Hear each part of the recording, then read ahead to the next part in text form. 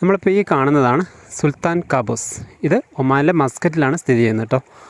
അപ്പോൾ ഞാനിത് നിങ്ങൾക്ക് കാണിക്കാൻ കാരണം അടിപൊളി ഒരു ടൂറിസ്റ്റ് പ്ലേസാണിത്. ഒരുപാട് വിദേശികളും സ്വദേശികളൊക്കെ വരുന്ന ഒരു സ്ഥലമാണ് മസ്കറ്റിലെ ഈ സുൽത്താൻ കാബൂസ്. ഇവിടുത്തെ ഈ ഒരു കൺസ്ട്രക്ഷൻ കാണാൻ, ഒരു ബിൽഡിംഗ് കാണാൻ വേണ്ടിയിട്ട് ഒരുപാട് ആൾക്കാർ ഇപ്പോൾ തന്നെ തിങ്ങി നിറഞ്ഞു നിൽക്കുകയാണ് ഇവിടെ.